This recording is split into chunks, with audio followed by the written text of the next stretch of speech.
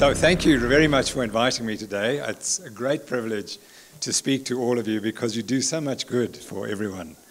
And if I can do in any way, if I've helped you, I think that that's really important. So there we go. The title of the talk I'm going to give is, For Optimal Health, Humans Must Eat Animal Produce. And you take a huge risk by saying that, because there's a whole global movement towards a so-called plant-based diet. And it's being driven by industry that makes processed foods. And it has taken off in the last year. And it's taken off because the grain industry is hurting. And the processed food industry is hurting. And they're fighting back. And the way they're going to fight back is to produce vegan-friendly fake meat. And we have to fight back because that food is so processed, it is going to hurt people more than where we already are. And so I make that statement to make the point that, as I will discuss, humans evolved to eat meat. We evolved to eat meat. If you take meat out of the diet, you're going to cause problems. You can get by today because there are processed foods like vitamin B12, which you can get from elsewhere. You can get some protein, but it's never as good as animal protein. And the fats are never as good as what comes from animals. And the vitamins are different if they come from plants as from animals. And as I indicate, we evolved to eat animals, not to eat plants. Someone said a beautiful statement that 98% of animals are edible and 98% of plants are not edible. Yeah. And I'm glad you laugh, because people don't understand what's the difference between an animal and a plant. An animal is very difficult to kill but easy to catch. Very difficult to catch but very easy to eat. A plant is very easy to catch. And because it's so easy to catch, to evolve, to stay there and survive, it had to produce all these chemicals which are toxic to humans. And we don't understand that. They cause gut problems. One of the interesting people, a chap called Sean Baker, who's on Twitter, his mother comes from South Africa, but 2 years ago he decided to just eat meat, completely carnivorous diet. And he started an internet site which just promotes carnivory. In other words, nothing but meat. And he's an enormous guy, and he holds world records for indoor rowing. And he starts now collecting stories from vegans and vegetarians who convert to the diet and how much healthier they are. But what's really interesting is there's a whole group of people with medical conditions get cured going on a carnivorous diet. And it's particularly the autoimmune diseases like rheumatoid arthritis and ulcerative colitis and so on. They cure themselves, not with medicines, but with a carnivorous diet. And that tells us there's something in plants for some people that are highly toxic. Now, I receive obviously lots of letters from people, and the first letters I received when I converted about 8 years ago were people who'd reversed their diabetes. And I said, but that's not possible. You can't reverse diabetes. We're told it's a chronic progressive disease. What I'm now receiving is letters from people saying they reversed their autoimmune disease. And there's a Nobel Prize out there waiting for someone who will get a large enough group of people with autoimmune disease and put them on a carnivorous, plant-free diet and see the outcomes. And that's going to revolutionize medicine, because the treatment of autoimmune disease is extremely difficult. Okay, so let's get back to the story. Let's get down to the story. So the key question in the nutritional sciences is very simple: is why don't these animals all eat the same food? That's a why. I mean, we're all the same. We're all mammals. Why don't we eat the same foods? And I don't need to tell you, because you're scientists in the field, that the giraffe just eats one plant, and that's the acacia plant. That's it. How can that enormous animal live on one plant? And then I always talk about the bamboo-eating panda bear, because that's a bear which is an omnivore. The polar bear is a carnivore, but the brown bears from which this arises is an omnivore. But this poor animal got lost in China and now got stuck, became a vegetarian. And that's why it has no energy, it's completely infertile, etc., etc. But the interesting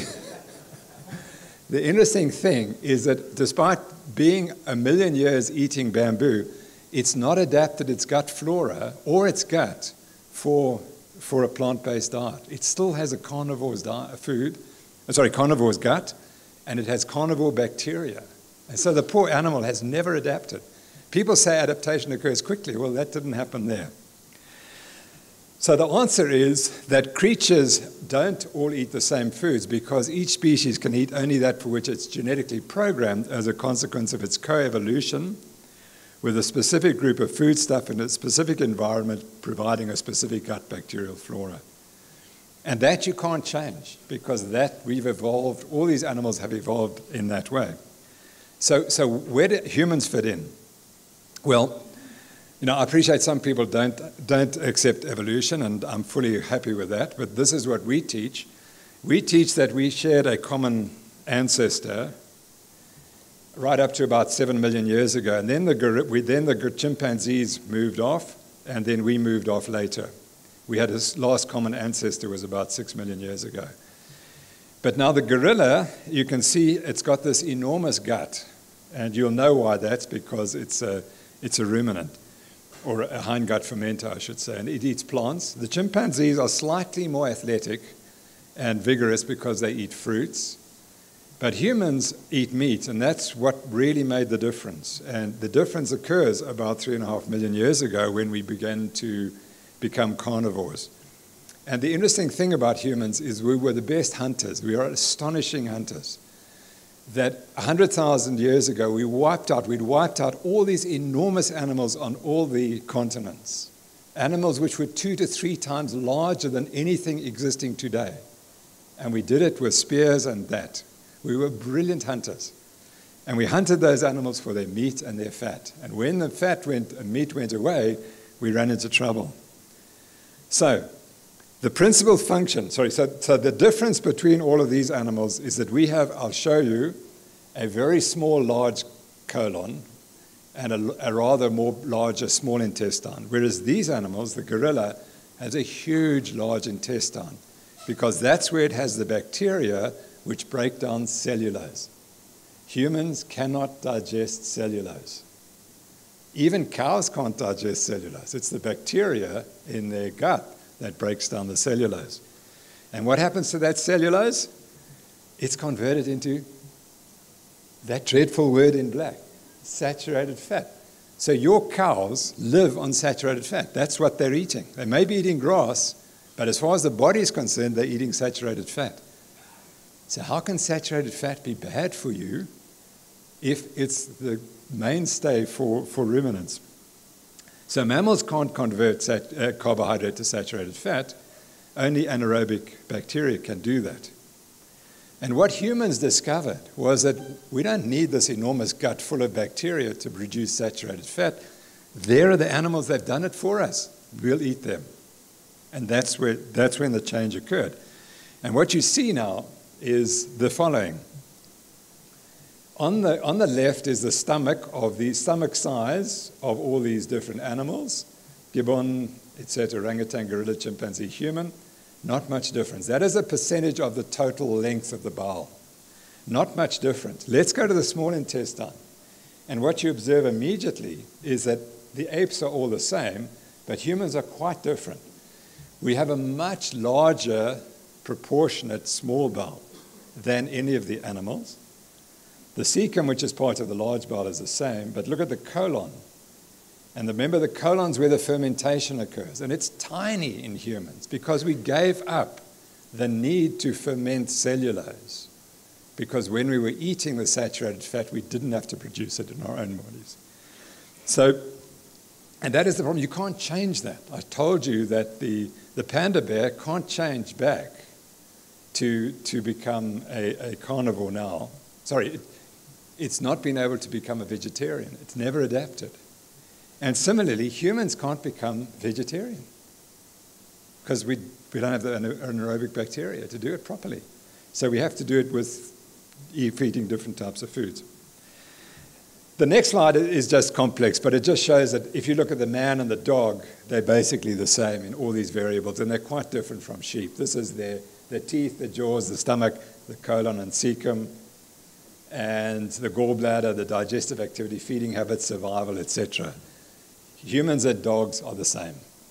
And dogs, by the way, are complete carnivores. They come from wolves, and wolves are 100% carnivore. And one of the problems with dogs is we feed them this carbohydrate rubbish, and they get sick, and they get diabetes, and they get cancer, and they live 7 years shorter than they should if they were eating a proper meat-based diet. So that's what happens when we feed our animals that are carnivores. We feed them carbohydrates. That's what happens. So if I was lecturing 3 million years ago, the audience would be 3 foot tall, and they'd weigh 30 kilograms. That's what we looked like in Johannesburg 3,000 years ago, or in Bloemfontein. And then something happened. They were mainly vegetarian, and then we found meat, and that's what happened. We got taller and bigger, and most importantly, as I'll show you, our brains got bigger. And we got that because we became incredibly good hunters. Initially, before we had our spears and things, we would hunt these animals. We'd chase them till they were exhausted, and then we could kill them because they'd become paralyzed with heat. And that was where we got our original fat and protein from. And the key was that we converted to a nutrient-dense animal-based foods. And the effect on our brain size is shown on the next slide, on this slide. And that shows you, if you start at your left down here, we start here. This was the brain size of Australopithecus, who would have been around here 3 million years ago. And a tiny brain, you can see it's about 500 ml. And then you start eating meat, and then the brain gets bigger and bigger and bigger. And somewhere in here we added fish, and that seems to have been a big factor as well. So we tripled the size of the brain over this period. And the reason is the brain is so needs a lot of energy, and you can only get that energy from an animal-based diet, a nutrient-dense animal-based diet. You can't get it from plants, or can't easily get it from plants. So that's the way we evolved.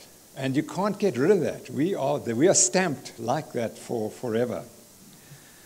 But some stupid people didn't realize that. And in 1977, this idiot, Senator McGovern, who at the time was experimenting with the Pritikin diet. And the Pritikin diet is a 5% fat diet.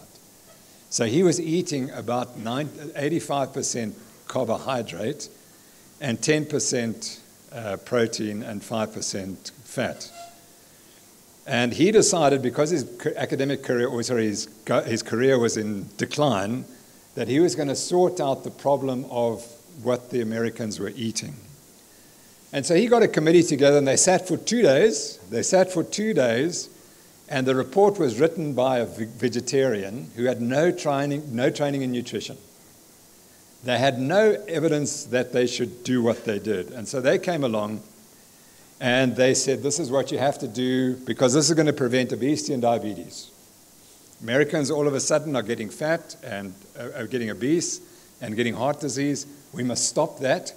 So we must reduce the consumption of fat, switch from saturated fat to vegetable oils.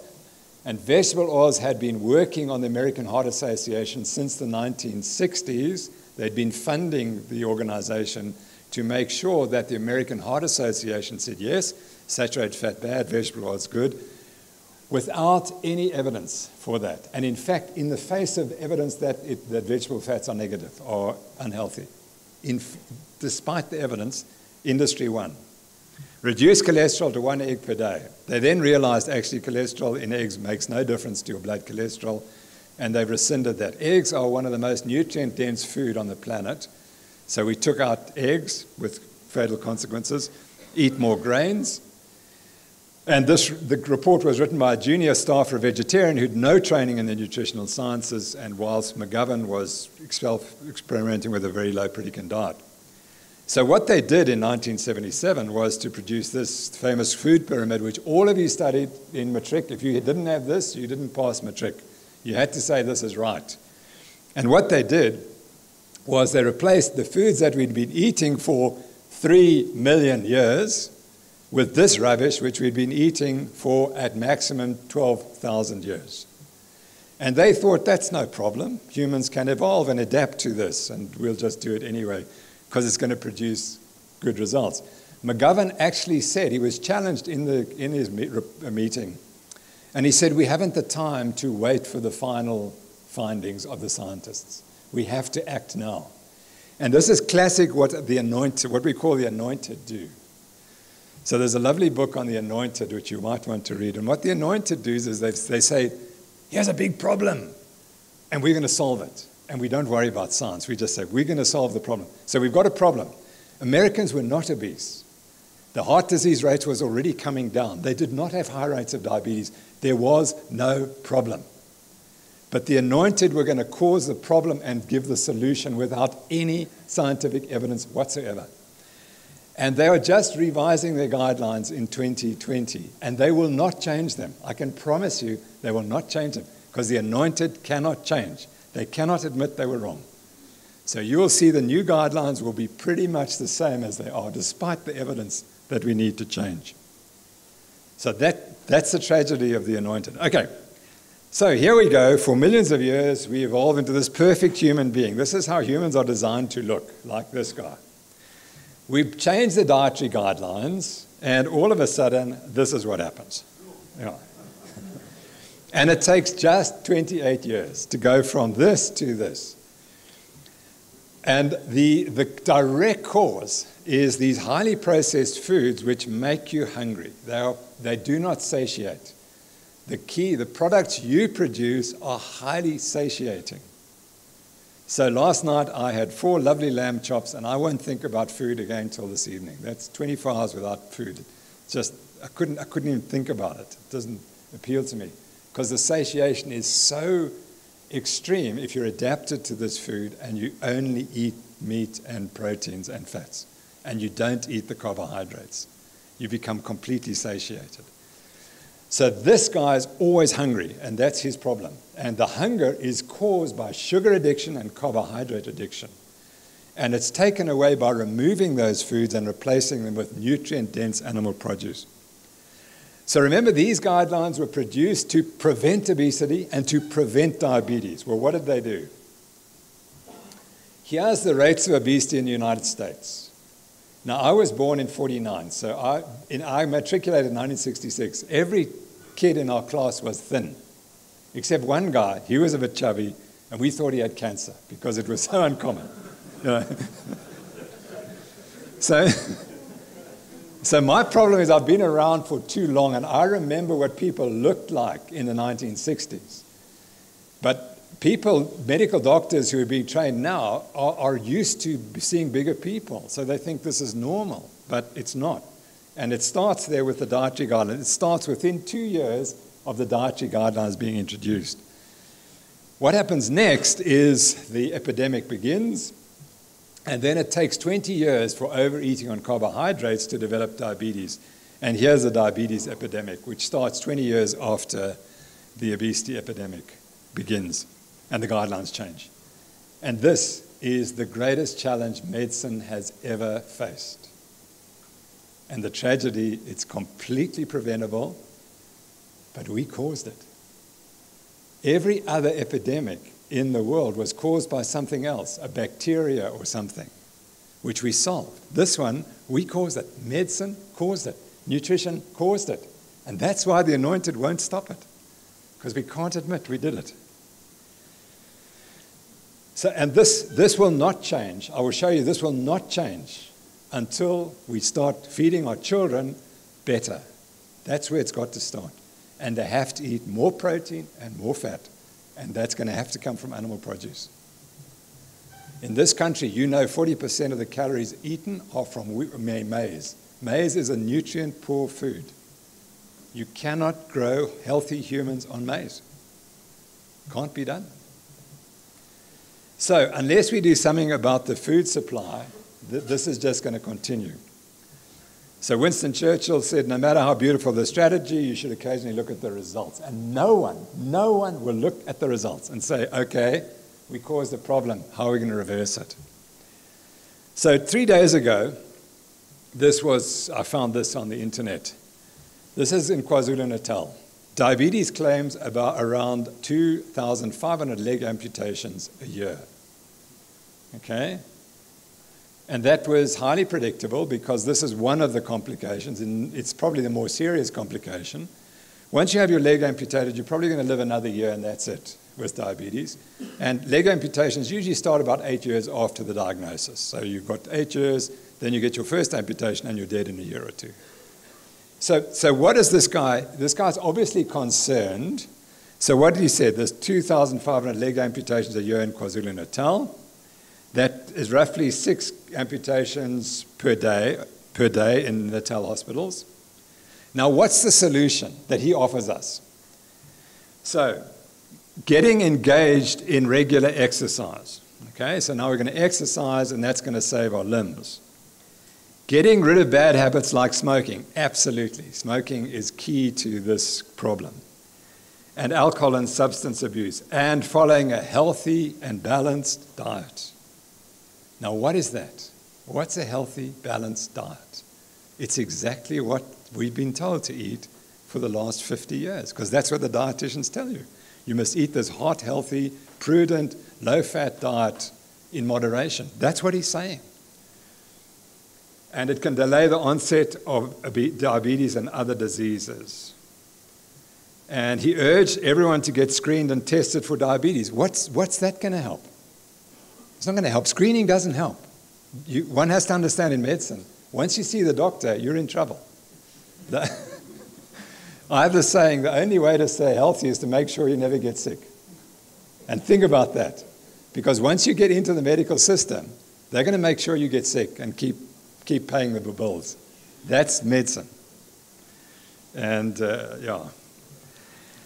So, testing for diabetes and knowing you've got it it's no help to you. You've got to find a solution. And these guys never offer the solution.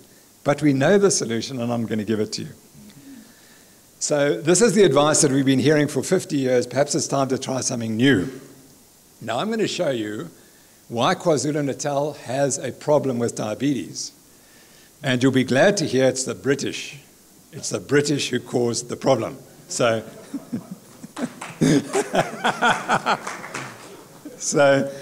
they cause a lot of problems, as we know, from Anglo-Boer War, etc.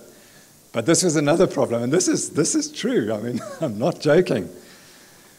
The Nguni cattle. How many Nguni cattle were there in Natal at one stage? Okay? So before 1850, there was an estimated 4 to 5 million Nguni cattle in what is now KwaZulu-Natal. Indeed, it could have been said that so immense was the number of cattle that the kraal mud was splashed up to heaven. But war, disease, political unrest, and the introduction by whites of their own cattle led to a decline in numbers, so that a decade ago, only about 100,000 pure Ngunis remained. In 1879, at the close of the Anglo-Zulu War, in which the power of the Zulu kingdom was broken, Sir Garnet Wolseley ensured the end of the Zulu royal herds by slaughtering and confiscating what remained. So he killed off the cattle in KwaZulu-Natal. So if you want to look at what's causing the diabetes epidemic in KwaZulu-Natal today, you have to go back to this character, Sir Garnet Wolseley, because he sets the problem up. Then we extend it because we get the rinderpest comes through. All of you know about the rinderpest, and that kills the cattle. And that caused the migration of the Zulu speakers and the Xhosa speakers into the cities, where they started eating the rubbish that we provided them. If they'd stayed on the land and eaten the food from the land, they wouldn't have the diabetes problems that we have today. So it sounds simple, but there's an element of truth in it. There's a huge element of truth. And the analogy is the the Plains Indians who lived on bison. There were 60 million bison on the plains of North America. The white man came in and decimated them. The Plains Indians today are the least healthy people in North America because they're eating that rubbish, but they're designed to eat animals. And now they eat that stuff. And every year, the American scientists publish papers on the studies of obesity in the Plains Indians, and they can't find the cause. Well, actually, the cause is rather obvious. And you caused it by taking out the buffalo. Okay, so now why is this such a problem?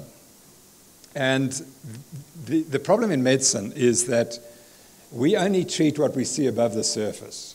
So if you go to your doctor, he may screen you, and he might want to see, have you got type 2 diabetes, obesity, hypertension, dementia, or this thing, which is a fatty liver with abnormal blood lipid profiles. And you will then be sent to a different expert who will treat each of these different conditions differently. The problem is they're all the same disease.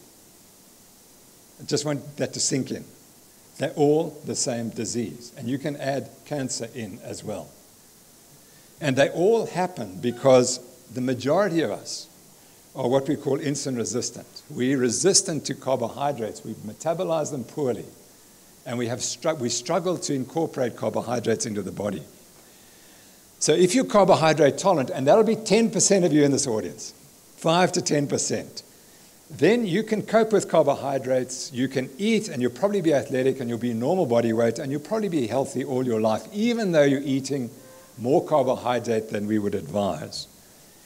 But if you come down to the left, where I exist, am profoundly intolerant, and you eat a high carbohydrate diet, and I want to get this message across to all of you, this is the outcome. There is no other outcome. That is the outcome. And I ate this diet for 33 years and developed type 2 diabetes. So there I was part of it, despite running 70 marathons, etc. You have to understand there is no other outcome. If you're insulin resistant and you want to eat carbohydrates all your life, you will develop these conditions. And the treatment, the reversal, fortunately, as I'll show you, is to eat a more protein and more fat, more animal-based diet, and cut the grains and the cereals. But my profession doesn't, we do not teach this at medical school. There's no medical school in the entire world that teaches this, not one, which is astonishing. Why? Because this suggests there's a nutritional basis for all diseases, or all chronic diseases. And that competes with the pharmaceutical model, which is that when you get sick, you must take a chemical to make you healthy. So, if you would like to know whether you're insulin resistant or not, you should all have this test done once. I'm sure all of you know your cholesterol. I can tell you your cholesterol is of no value whatsoever for you to know, except if it's low. If it's low, you better be worried, because you're heading for dementia and cancer. And no one ever told you that.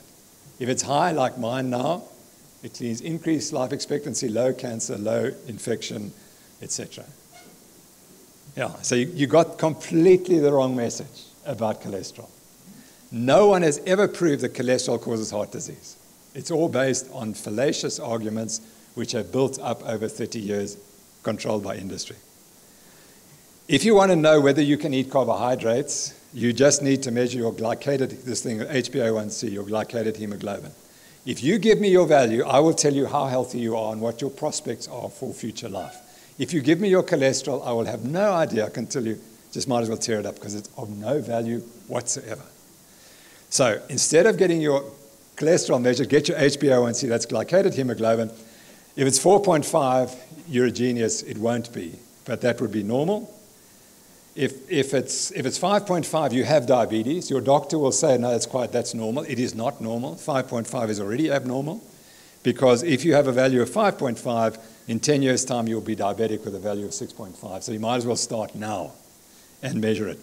So it's a really important piece of information for you, that if you're carbohydrate intolerant, you're going to have some of these, you're going to get one of these conditions or more than one.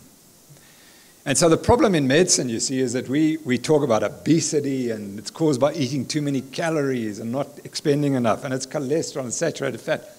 That's not the story, guys. This is the story.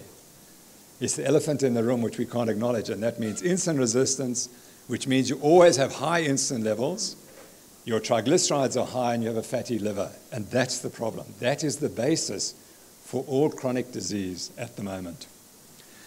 Okay, so what happened to me was I wrote this book, as Jerry said, and it's ranked the 9th greatest book ever written. on running. And in it, I said all athletes must be advised to eat high carbohydrate diets, as high carbohydrate diets are now considered ideal for both health and sport. And that, unfortunately, is totally, completely, utterly wrong. And I apologize to everyone. So despite being physically active, I developed type 2 diabetes. How can a guy running marathons and eating this healthy diet develop type 2 diabetes? And I'll explain why. But I had the choice. I could ignore it and pretend that it was good advice, or I could own up. And I had to own up because I've caused diabetes in numbers of runners around the world. They followed this advice and they developed type 2 diabetes. And it's not acceptable for me for that to continue. So this slide was taken in 1981. I just graduated with a MD, a doctorate in medicine, my father and my mother. Incidentally, my mother was the daughter of a meat exporter in Liverpool. And that's why we were always fed lots of meat as a kid. I grew up on offal and kidneys and livers and brains, because she believed they were terribly healthy, and she was right. My father had just been diagnosed with type 2 diabetes at 68. He was 2 years younger than I am now. He was dead in 10 years' time. When I diagnosed diabetes in myself, I knew I've got 10 years to sort this out, or I'm going to be dead. And that was 8 years ago. So I've managed to cope quite well. If I hadn't changed my diet, I would be 130 kilos in front of you today. I'd be 130 kilos. I'd be injecting insulin 2 or 3 times a day, and I'd have symptoms. I might have lost my brain. I might have had a stroke. I might have had a heart attack, or I could have lost a leg. That's diabetes. So I had the choice. My tragedy was that I couldn't help my dad because I didn't understand, because I'd been educated like all doctors. And we'd been taught carbohydrates are the only energy source for the brain, and it's crucial to eat them at each meal. That is utter, complete nonsense. There's no basis for that. That is just so wrong. It could not be more wrong. And unfortunately, this is continuing taught. This is 2014. And my father did not die because he didn't have enough energy in his bloodstream. In fact, he had too much because his glucose was high. If your glucose is high because you've got diabetes, then you've got too much glucose for the brain. Why would you want to add more? That's how stupid this advice is. He died because he had disseminated obstructive arterial disease throughout his whole body, and everything just quit. And that's diabetes. Diabetes is obstructive arterial disease of every organ system in the body. So what happened to me, one morning, I went out for a run, had a terrible run, and I came back and I saw an advert for this book, The New Atkins for a New You. And I knew these 3 guys really well, Westman, Finney, and Volek. And I said, how could they sell out to Atkins? Because Atkins said you must eat meat and eggs and dairy and fish. And he was trying to kill us because he said you must eat saturated fat. And the American Heart Association had said he's wrong and he's trying to kill people. So I said, how could they possibly sell out to him? So I was so angry, I got in the car and drove down to buy the book. And it was the last copy, and I bought the book. And within 2 hours, I said, I got it all wrong for 33 years. The book was so powerful, it converted me in 2 hours. And subsequently, we published this book, which kind of started the revolution towards meat-based diets in South Africa. And the key page is this page, the green list of what you should be eating, and it's real produce. That's all it is. It's what comes off the farm. Just eat what comes off the farm, not what comes through the processed factories. And as Jerry said, this started a campaign against me, which only finished middle of last year when we finally got the final decision. And my problem was that I tackled orthodoxy. And George Orwell described that. At any given moment, there's an orthodoxy, a body of ideas of which it is assumed that all right-thinking people will accept without question.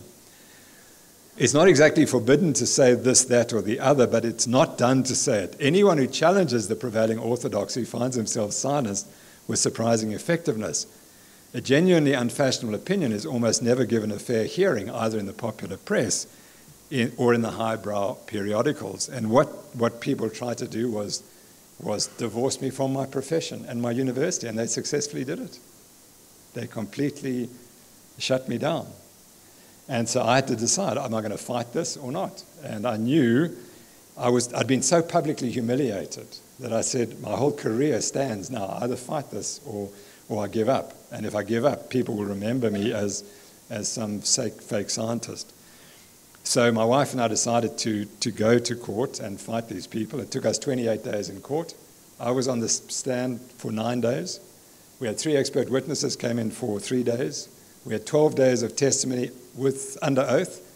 The opposition could not find one error in anything we said in 12 days, not one error. And so they had to eventually allow us to win the case. So it all started because I tweeted, as Jerry mentioned, and all I tweeted was, this is what you should be eating if you're a baby. That's all I said. You must eat these foods. Low carbohydrate, high fat foods. That's what I said.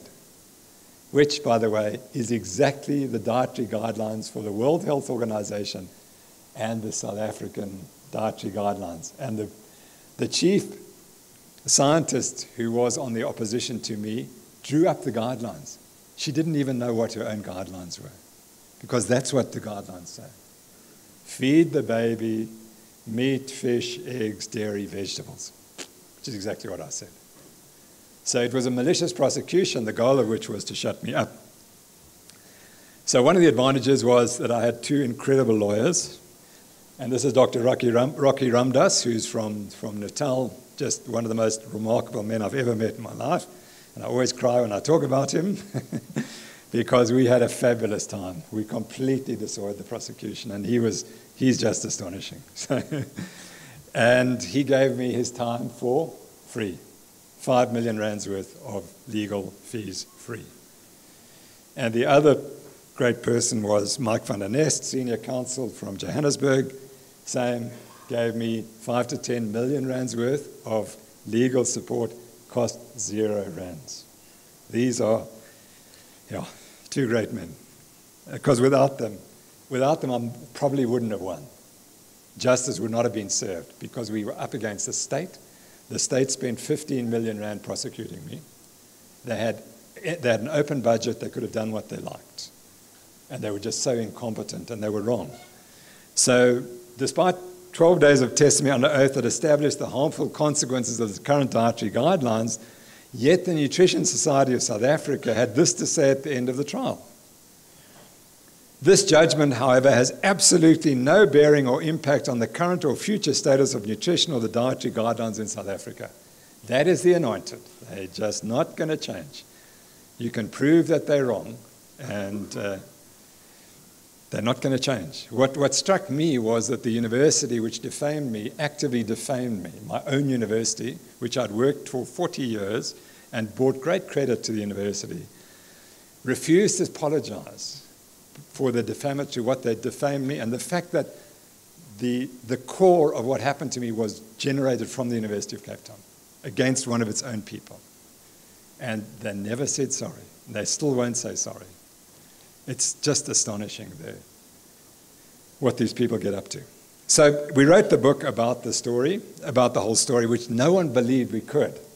So I've documented everything that had ever happened to me in the last 7 years. It's all in there. Everyone who said something rude about me, it's all in there, and I explained why they're wrong.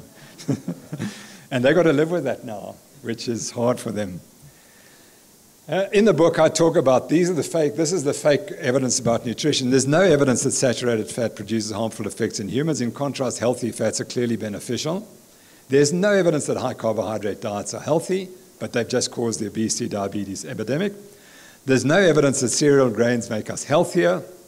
There's no evidence that we should be eating a low-salt diet, and there's no evidence that eating 5 or more servings of fruit and vegetables a day is healthy. So those are some of the key factors which we disproved. So why am I so disliked in medicine? And the answer is the following, that, see, you may start out as an insulin-sensitive person and not be diabetic, and then you eat this modern industrial diet of processed foods. And as I showed, this is what happens. You develop the full-blown insulin-resistant syndrome, obesity, type 2 diabetes, hypertension, coronary heart disease, dementia, cancer. They're all the same disease. You have to understand, they're all the same disease. So what if medicine says is, oh, we treat those with different drugs, which don't work. That's the key point. They do not reverse the disease. The disease remains there. It's kind of kept static. And very little happens. And the reason that they don't work is because they add another chemical to your body, which is foreign to the body, and it's going to have some effects. In some people, it's going to cause problems. And the treatment is remove the cause and eat real foods, like what comes from the farm. And that's the cure. And that's the way we ate in the 1800s and the 1900s, when we were healthy. We didn't have these obesity, diabetes epidemics.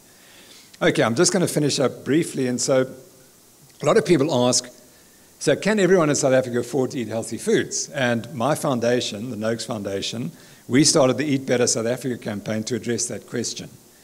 And so because my point is, if you don't get people eating healthily across the board in South Africa, the exponentially increasing healthcare costs will bankrupt South African public medical services.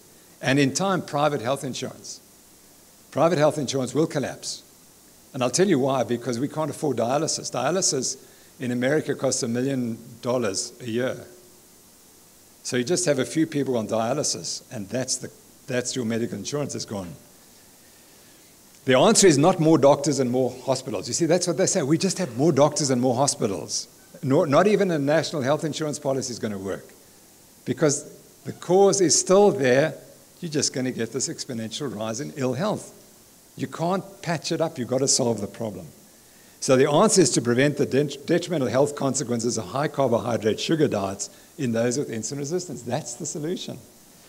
So we've had two arms. We have the Eat Better South Africa campaign, and we have a nutrition network which focuses on educating doctors to give them the skills, because we know each doctor can convert 10,000 people to this diet and make them healthy. So they're very important.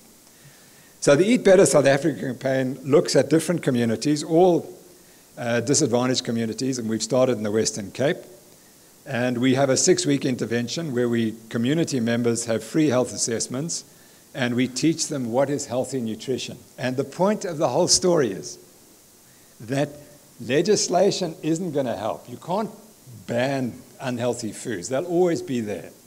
You have to just educate the people. And it's simple, because they change their diet, and in 3 weeks their blood pressure normalizes.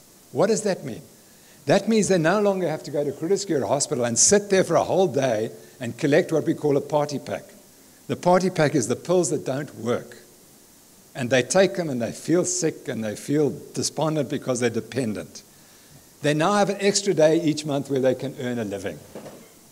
That's what happens. So you say, don't eat sugar, reduce your carbs, and they see, my gosh, this happened. Now I don't have to go to the hospital once a month. It's a huge impact. The public, I've spoken to in excess of 30,000 South Africans on nutrition. The public is very intelligent. It doesn't matter what their social class is, they're very intelligent. And they pick up the story very quickly. All you have to do is give them the facts and they'll act. So then we teach the members to budget meal shop, i.e. they eat as a group, and they support local businesses. And more recently, we've had some work with the Western Cape government, and we've started training their interns to help us in the program. And so these are just some, anyone can show, these are some of the successes that we see. We changed this lady to that lady, and this lady to this lady, and this lady to that lady, and that lady to that lady. And here's an old guy who gave us a testimony. He said, at the age of 50, I was diagnosed with diabetes and lived on medications, which included insulin injections. And being a chronic diabetic, I was very disturbed by only being educated by this now, by us, an NGO, almost at the point of death. My journey with the Banting group started, and for 6 weeks I was a faithful student, as this was a sacrifice for my health. It was not easy, but worth it every step of the way, etc. I'm off my insulin, my blood pressure stable, no more continuous coughing, no more tightness, no more sinus attacks, no more cramps. Life for me has begun at 66. I'm wide awake, etc., etc., etc. That's all it takes. 6 weeks, we change these people's lives. And they have got the worst diet of all South Africans. And any change is going to be an advantage. So it's easy to do. So I'm going to finish up now. And remember I told you about Westman, Finney, and Volek, how I was so angry that they had written this book. Westman is very important in the whole history of what happened. So Westman is a physician from North Carolina. And on one day, he had 2 patients came in. They both lost 50 pounds. And so he said, how did you do it? Now, this was in 1994. They said, well, I followed the Atkins diet. So he said, you may not follow the Atkins diet because it's going to cause your cholesterol to go up and you're going to have a heart attack. So the second one was very feisty. She said, doctor, if you're correct, why don't you measure my cholesterol? And so he did. And guess what? It was plat normal. So he said, oops, here's a paradox. She's eating a high saturated fat diet, her cholesterol's normal. And instead of continuing and being the anointed, he decided to get in the plane and he flew to Atkins. Atkins was alive then. And he visited with Atkins and he said, Dr. Atkins, what's the evidence that your diet works? He said, well, look at my patients. They're all curing their diabetes and their obesity. He said, but that's just an anecdote. So Atkins said, well, what do I need to do? So Atkins said, Westman said, you must invest in a fund that will fund research. And I'll get these 3 guys, Westman, myself, Finney, and Volek, and we'll start doing research on low-carbohydrate diets. And that was the breakthrough. So Atkins funded the research which they did. And the reason why I could go to court was because I knew that data. So, for example, here's one of their very first papers in, I think it's 2005, and you'll see Eric Westman's data. This is a low-carbohydrate diet to treat type 2 diabetes. Now, this is in 2005 when no one knew about the ketogenic diet. And here are the HbA1cs. Now, remember, we said we don't want a value above 6.5 or 5.5. So here at the start of the experiment, the mean is 7.4, and at the end, it's 6.3. So these values are now below the diabetic threshold, and most of these people have stopped taking their medication. So already in 2005, we knew that this diet could prevent diabetes. And so there's the story that the low-carbohydrate ketogenic diet improved glycemic control, etc. So we already knew in 2005, but no one paid any attention. So what happened next is this guy comes on the scene, and he's the game changer. His name is Sami Inkinen, and he's one of those geniuses that pops up every so often. Sami was born in Helsinki, and he goes to California to make his money. Within 3 years, he earns $4 billion. He sells his company for $4 billion. He's only 31. He's a world-class cyclist and triathlete, and he doesn't know what to do with his future because he's sold the business. So he discovers, by chance, he's insulin resistant, and he speaks to Stephen Finney, who wrote the book and worked with Westman. And Finney, they have a long chat, and Finney sorts his insulin resistance out, puts him on a low-carbohydrate diet, etc. And then as an aside, Finney says to him, Sami, we've started this company, Virta Health, because we did the study I showed you, showing we took 28 people and we reversed their diabetes. Sami, we reversed their diabetes in 21 people. Wouldn't you like to be part of this company? So Sami went away that night, and he came back and he said the next morning, he said, yeah, I'll be your CEO, but we're going to reverse diabetes in 100 million people. And we're going to set up a company to reverse diabetes in 100 million people. And he said, if you're happy with that, I'm part of your company. So he set up that company, and they were already being selected as one of the most important startup companies in the United States. And I'm really proud because I had a part of it. And so Sami trained on law of running. He believed in law of running. And then he saw this video on YouTube, which is of me tearing out the pages of my book. This is a video was made on this. Let's hope it's going to work. It looks like it might or might not. It's not going to work. So anyway, he saw me, this is the picture which was made into another story. And he said, if Tim Noakes has torn out the pages of carbohydrate loading in his book, then Steve, you've got something going for you. So they set up the company. Oh, there we go. Now it's working. And I don't believe it anymore. So that was the story.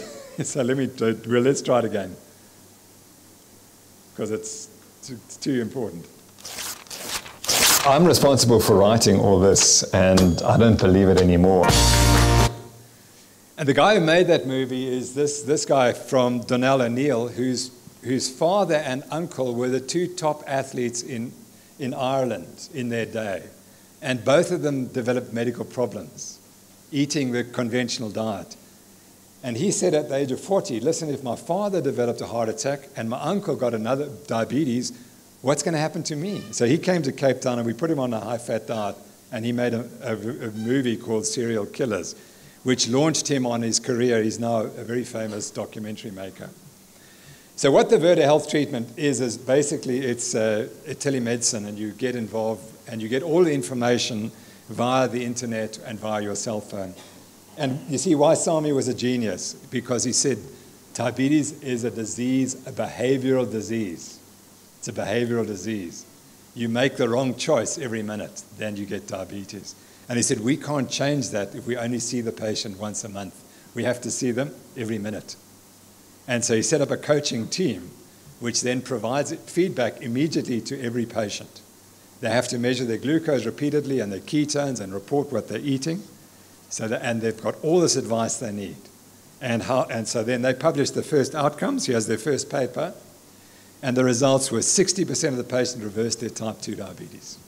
That is astonishing. That's equivalent to the discovery of insulin in the 1920s. That's how important it is. And people reduced or eliminated their insulin, and they reduced the HbA1c. So he's going to change the world of medicine because his goal is to reverse diabetes in 100 million persons with type 2 diabetes by 2025. You know, go to the Virta Health website and you'll see they're just exploding, because they will now work with insurers and they'll say, we'll reverse the diabetes. If we don't, you don't pay us a penny. For each person we don't reverse, you don't pay. And he wants Virta Health to become the Amazon of medical care. Just think about that. You'll go to Virta Health when you want to find out what you should be doing for your different conditions. Okay, I think we're right down to the finish.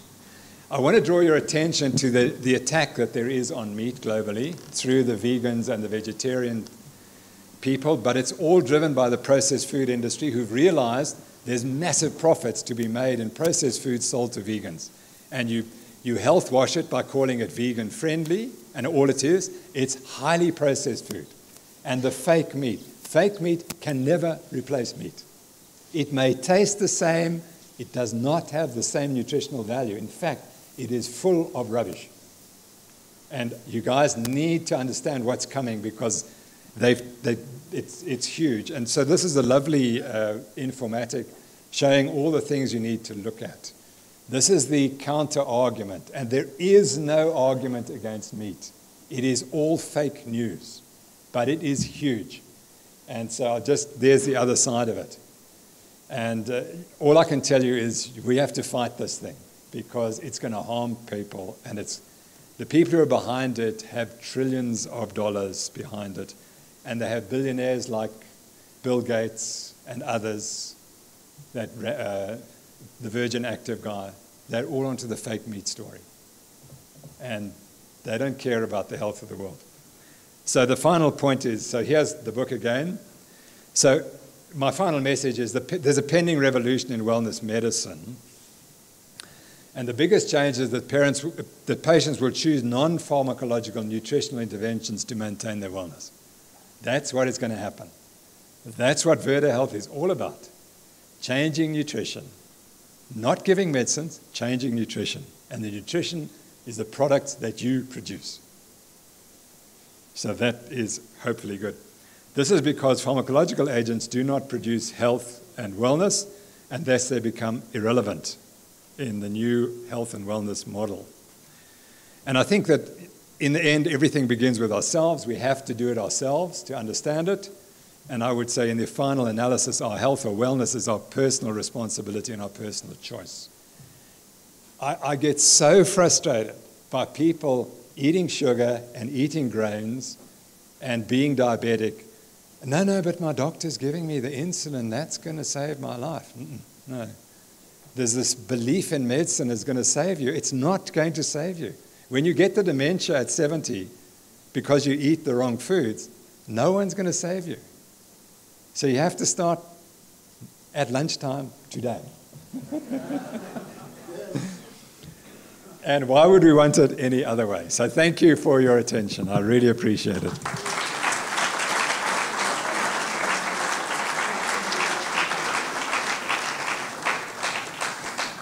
So, Prof. Tim Noakes, from the South African Feedlot Association, we would like to say thank you very much for what you've done. We appreciate it. And I think if I take one thing away today, it's truth, but it's vulnerability.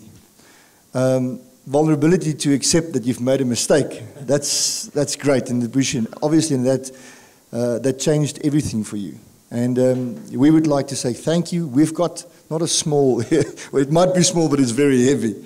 So, can you tell? It's very heavy. It looks like a Brahman, but that's from us to say that thank you very much, and thank you for all you've done for red meat specifically in South Africa. Thank you.